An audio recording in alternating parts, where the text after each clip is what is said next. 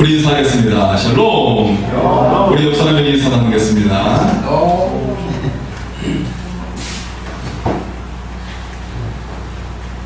네, 늘 씩씩하게 우리 성가대로 찬양하신 우리 성가대님께 감사드립니다.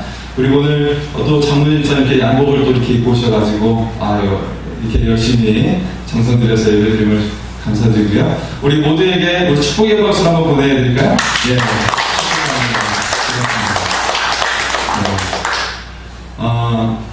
유머 하나 하겠습니다.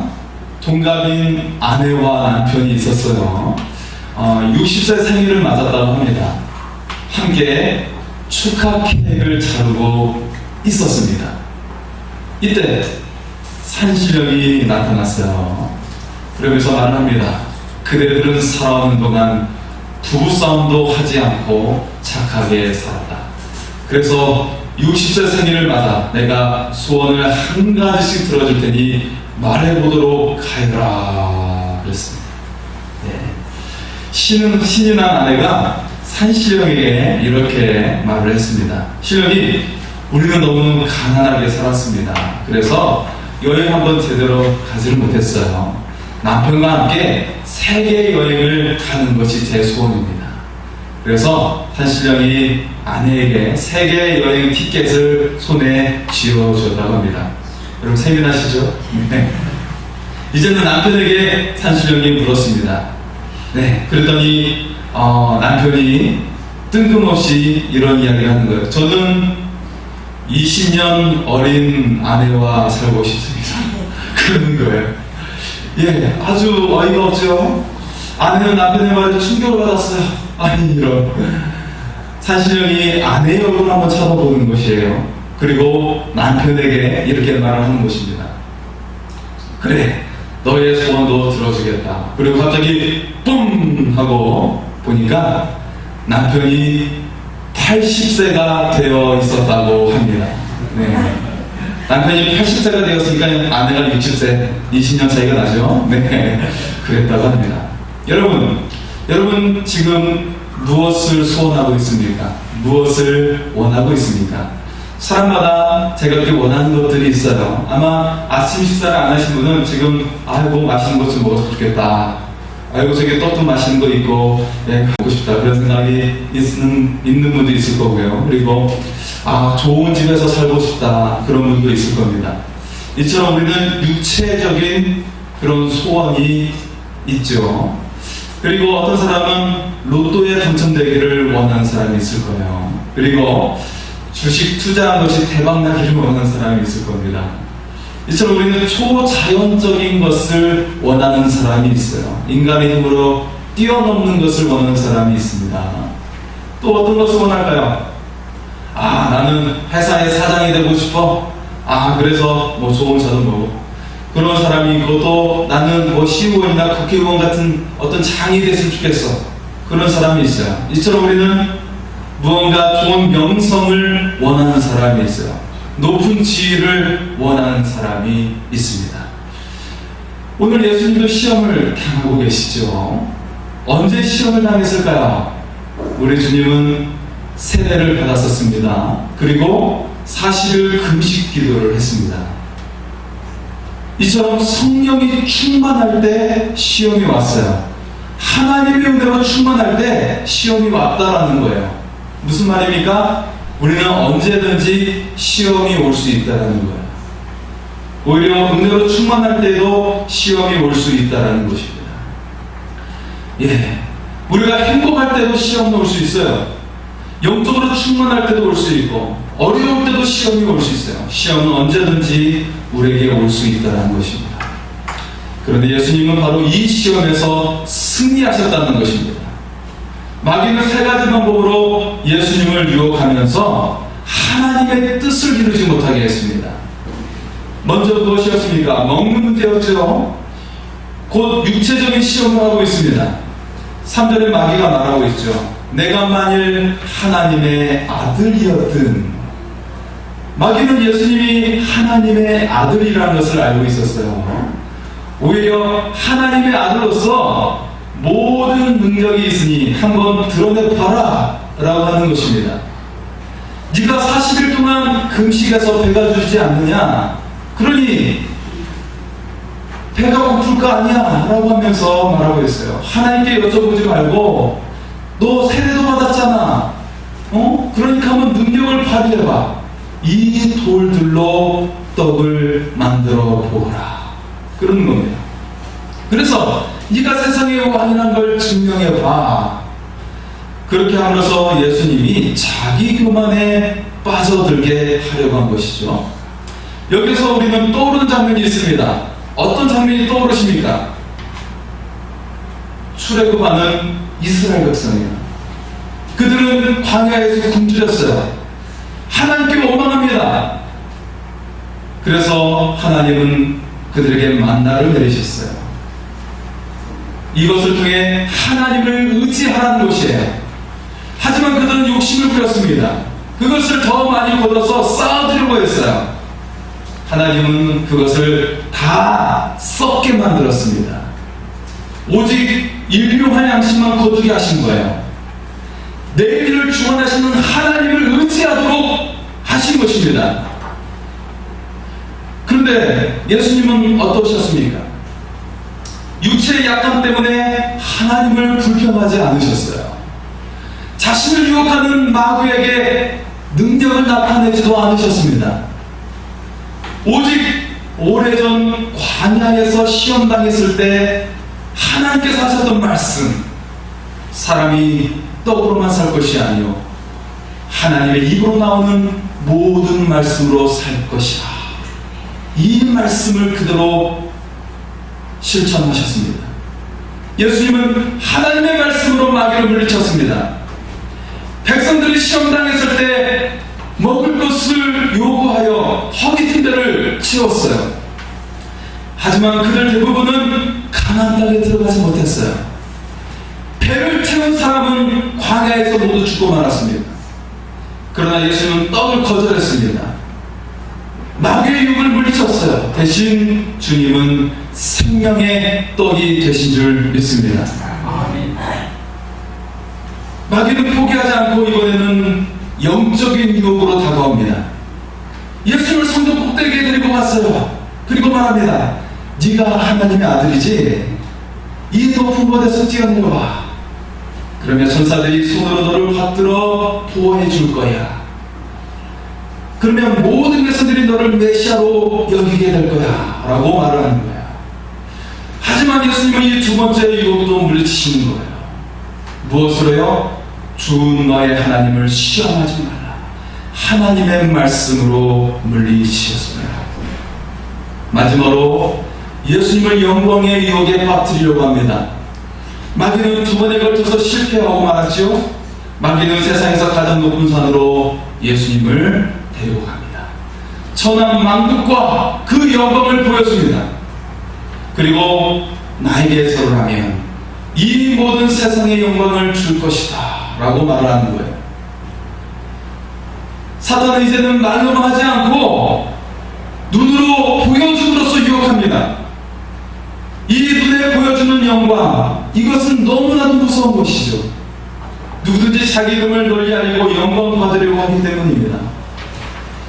아담과 하와가 시험 당했을 때처럼 육체의 정욕과 안목의 정욕과 이생의 자랑을 피할 길이 없죠. 다만 그것을 물리치느냐, 거기에 넘어지느냐 일 뿐입니다. 그걸 물리치면 사는 것이고 그것에 빠지면 죽고 망하게 되는 것입니다. 여러분, 이 세상에 한 번 절하면 모든 걸 얻을 수 있습니까? 여러분, 돈에게 절하면 돈을 다 얻을 수 있어요? 여러분, 건물에게 절하면 건물을 얻을 수 있어요? 결코 그럴 수가 없는 것입니다. 사탄이 말하면 거짓이에요. 마귀에게 절하는 순간 완전히 마귀의 것이 되는 것이에요. 마귀에게 꿰이는 것입니다. 아마 예수님께서 마귀에게 절했다면 이 세상을 쉽게 얻을 수도 있었겠죠. 그렇다면 십자가의 죽음은 없어요. 그렇다면 부활의 영광도 없어요. 결코 고난 없이는 영광이 없습니다. 그렇다면 세상의 것은 없겠지만 여러분을 얻을 수가 없어요. 우리를 구원해낼 수가 없는 거예요. 우리의 생명을 구원할 수가 없는 거예요. 세상을 얻었겠지만 우리는 구해낼 수 없었을 것입니다. 하지만 주님은 이 모든 시험을 이기셨습니다.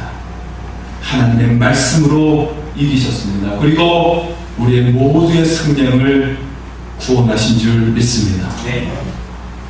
여러분, 우리도 승리하며 살아갈 수 있습니다. 이 시험은 누구에게나 올 수 있다는 거예요.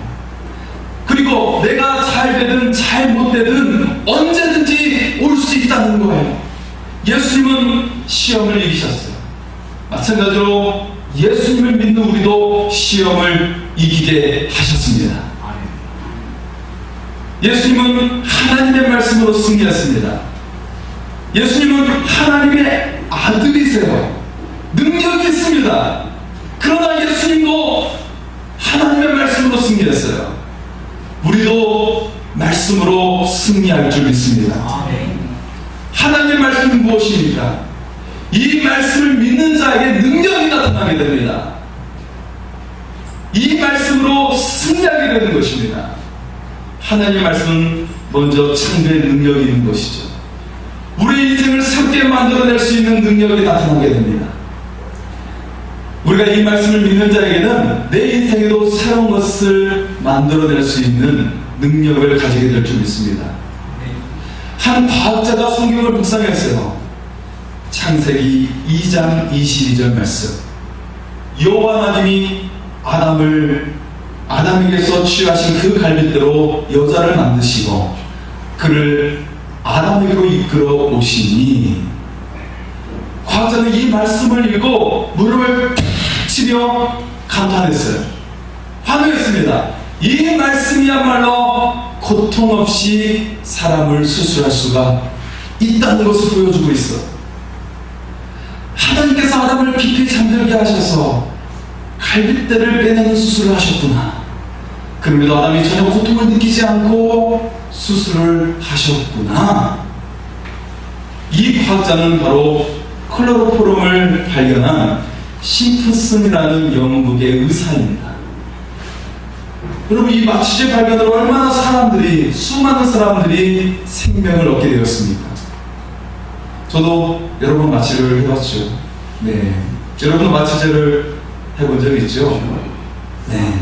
여러분, 성경을 통해 심프슨이라는 의사처럼 새로운 것을 발견할 수가 있어요.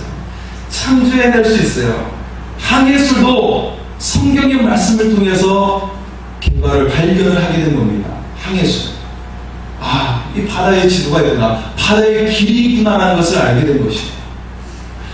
자, 우리는 이 말씀을 통해 새로운 걸 창조해낼 수 있습니다. 뿐만 아니라 내 인생을 새롭게 만들어갈 수가 있습니다.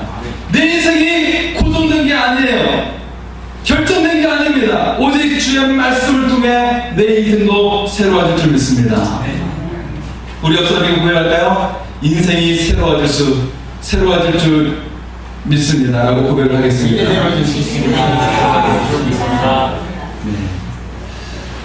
여러분, 우리의 삶에 없는 여러 가지 유혹의 문제, 그리고 시험의 문제, 고통의 문제가 있습니다. 이것도 말씀을 의지하여 이길 수가 있는 것입니다. 이 모든 것을 우리는 전혀 새로운 삶을 만들어가면서 우리가 이기게 될 줄 믿습니다. 하나님의 말씀을 의지하여 승리할 수 있기를 소원합니다. 또한 하나님의 말씀으로 우리는 승리하게 되고, 또 그 말씀을 우리는 가지고 우리는 담대히 나아갈 수가 있습니다. 그런데 이 말씀을 우리가 모두 아는 것은 어려운 일이죠. 하나님께서는 우리에게 모세를 통해 십계명을 주셨어요. 10개의 계명의 말씀입니다. 그런데 유대인 랍비들은 이것을 613개의 조항으로 만들었어요. 이것을 다 알았고 지켰습니다. 몇 개의 조항이라고요? 613개의 조항. 이것을 어떻게 다 지킬 수가 있을까요? 그런데 쉬운 방법이 있습니다. 한번 따라서 할까요? 하나님을 사랑하면 됩니다. 여러분, 사랑하는 연인이 있습니다.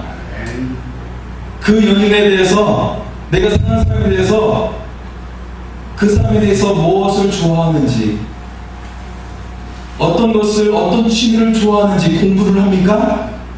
공부를 하지 않죠? 네. 공부를 하지 않고 그 사람을 사랑하면 그 사람이 어떤 음식을 좋아하는지, 어떤 것을 좋아하는지를 알게 되는 것이에요. 사랑하면 된다라는 것입니다. 마찬가지로 하나님을 사랑하면 그 말씀을 사랑하게 될 줄 믿습니다. 네. 또한 이웃사랑으로 승리하게 된다는 거예요. 사람은 누구에나 시험이 올 수가 있습니다. 아무리 부유해도 시험이 올 수가 있어요. 아무리 건강해도 유혹이 올 수가 있죠. 아무리 유명해도 우울해질 수가 있는 것입니다. 이 모든 것을 이기는 비결이 있습니다. 이기는 비결이 있어요. 주의 말씀대로 이웃을 사랑하는 것입니다. 내 주변의 이웃을 사랑하는 것이에요. 여러분은 아이들을 도우면 그들에게 천사의 역할을 할 수가 있습니다. 사실 많은 돈을 들이지 않고도 우리는 얼마든지 사랑을 베풀 수가 있습니다. 그렇게 되면 여러분 무엇을 얻게 되는지 아십니까? 돈으로 얻을 수도 없는 행복을 얻게 되는 것이에요. 온 세상을 얻는 기쁨을 얻게 될 줄 믿습니다. 우리는 이 모든 것을 항상 승리하며 은혜로 넘치는 삶을 살아갈 수가 있습니다. 약속의 말씀을 나의 말씀으로 믿으며 살아갈 때 우리는 더 넘치는 삶을 살아갈 수가 있다는 것입니다. 하나님의 말씀을 믿으며 살아가면 우리는 항상 승리할 수가 있어요. 슬럼프라는 것이 오지 않습니다. 일이 잘 돼도 교만에 빠지지 않아요. 유혹에도 빠지지 않습니다. 타락하지가 않는 것이에요. 일이 잘 되지 않아도 절망하지 않아요. 약속을 믿고 일어서기 때문입니다. 삶이 암담해도 말씀의 빛을 따라 인도함을 받게 되는 것이에요. 하나님의 말씀을 의지하면 넘치는 은혜가 임하게 될 줄 믿습니다. 또 사랑의 계명을 지키면 풍성하게 된다는 것이죠.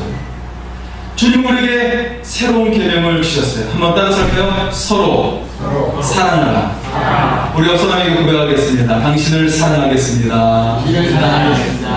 한 번 더 고백할까요? 뜨겁게 사랑하겠습니다. 예, 사랑하면 더 넘치는 겁니다. 풍성해지는 거예요. 왜 그럴까요? 자, 먼저는 자신을 보려면 그래야 건강한 사랑을 할 수가 있어요. 나를 온전히 사랑할 때 다른 사람에 대해서 건강하게 사랑할 수가 있어요. 나를 사랑하지 못하면 다른 사람을 제대로 사랑할 수 없어요. 가끔 연인들 중에 혹은 젊은 부부 중에 깨지는 사람들을 보면 나를 온전히 사랑하지 못하기 때문에 다른 사람을 잘 사랑하지 못하는 거예요. 네, 먼저 자신을 사랑해야 돼요. 그래야 남도 다른 사람도 건강하게 살아갈 줄 믿습니다. 한번 고백할까요? 나를 사랑합니다. 아이고 사랑합니다. 네, 여러분 자신을 먼저 사랑하십시오. 그리고 가까이 있는 내 가족을 사랑하는 것입니다. 내가 정말 사랑해야 될 사람이에요. 그런데 우리는 없이 여길 때가 많이 있죠. 하지만 정말 소중히 여기면서 내 가족을 살아갈 수 있기를 바랍니다. 사탄은 가장 먼저 파괴하는 것이 가정이에요. 그것이 곧 나 자신을 망가뜨리는 것이고 내 자녀를 망가뜨리는 길이기 때문에 그래요. 그리고 나서 우리는 사람들을 사랑하는 거예요. 이웃을 사랑하고 원수를 사랑하는 것입니다. 이렇게 모든 사람을 포용하는 사람, 사랑하는 사람이 이 사람이 어떻게 되는지 아십니까? 온 세상을 얻는 사람이 될 줄 믿습니다. 경영의 첫 번째 법칙이 사람을 얻는 것이에요. 그러면 물질이 따라오기 때문입니다. 물질을 누가 가지고 있습니까? 사람이 가지고 있는 거예요. 돈을 추구하는 사람은 절대로 얻을 수가 없어요. 돈의 노예가 될 뿐 늘 화덕거리만 사랑을 얻는 사람이 물질도 얻게 될 줄 믿습니다. 오늘 말씀에서 예수님은 유혹을 피하지 않습니다. 힘이 있었지만 교만해질까봐 자기 힘으로는 해결하지 않습니다. 마귀는 어떻게 해서든 하나님의 뜻을 거절하도록 유혹하고 있어요. 십자가를 지지 않고도 세상의 왕이 되는 길을 유혹하고 있습니다.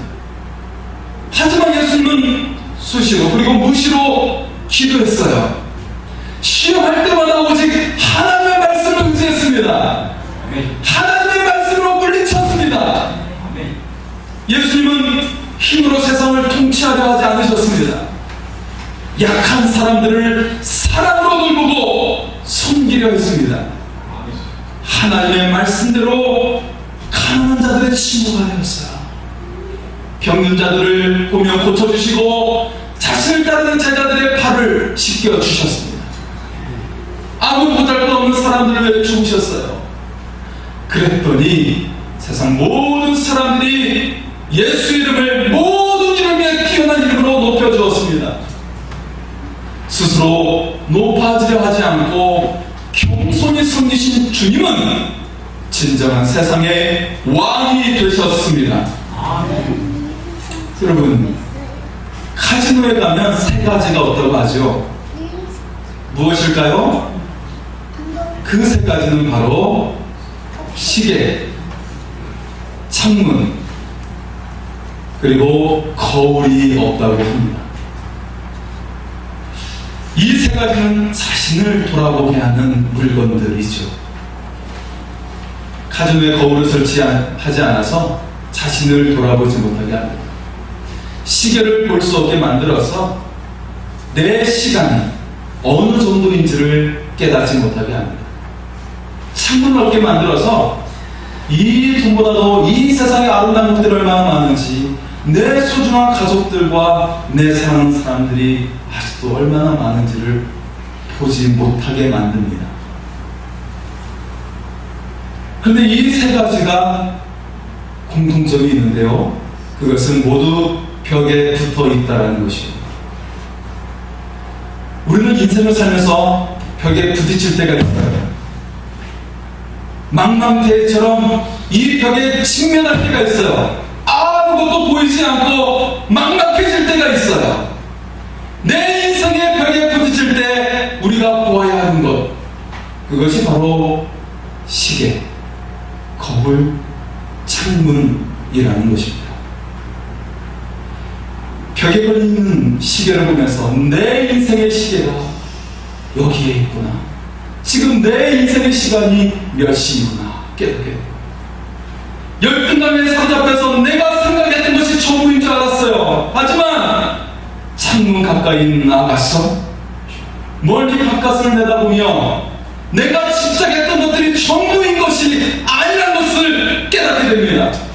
이것이 전부가 아니었구나. 그리고 더 넓은 세상을 보게 되는 것입니다. 이 세상을 만드신 또한 하나님을 바라보게 되는 것입니다. 사람은 누구나 시험을 맞이하게 됩니다. 그러나 우리는 히브리서 12장 1절과 2절의 말씀을 기억하기를 바랍니다. 이름으로 우리에게 구름같이 둘러싼 허다한 증인들이 있으니 모든 무거운 것과 얽매기 쉬운 죄를 벗어버리고 인내로서 우리 앞에 당한 경주를 하며 믿음의 주요 또 온전하게 하시는 이인 예수를 바라보자. 그는 그 앞에 있는 기쁨을 위하여 십자가를 참으사 부끄러움을 개의치 아니하시더니 하나님 보좌 우편에 앉으셨느니라. 예수님은 시험을 이기셨습니다. 사망과 어둠의 권세를 이기시고 하늘의 영광을 가져온 줄 믿습니다. 그 영광을 믿는 우리 모두에게 주신 줄 믿습니다. 또한 예수님은 요한복음 16장 33절에 이렇게 말씀하고 있습니다. 이것을 너에게 이르는 것은 너희가 내 안에서 평안을 누리게 하려 함이라. 세상에서는 너희가 환난을 당하나 담대하라. 내가 세상을 이기었노라. 이미 예수님은 모든 것을 이기셨습니다. 신앙인의 싸움은 이 예수님께서 승리하신 것을 믿고 나가는 것입니다. 주님이 이기신 추독의 권세를 이기신 사건을 믿고 나가는 것이에요. 주님의 승리를 믿고 나가는 것입니다. 그래서 그리스도인은 이미 이겨온 싸움을 싸우는 것인 줄 믿습니다. 한 번 따라 살까요? 내가 승리했습니다. 내가 승리했습니다. 주께서 승리하신 것을 믿고 주께서 승리하신 것을 나도 승리했습니다. 나도 승리했습니다. 기도하시겠습니다.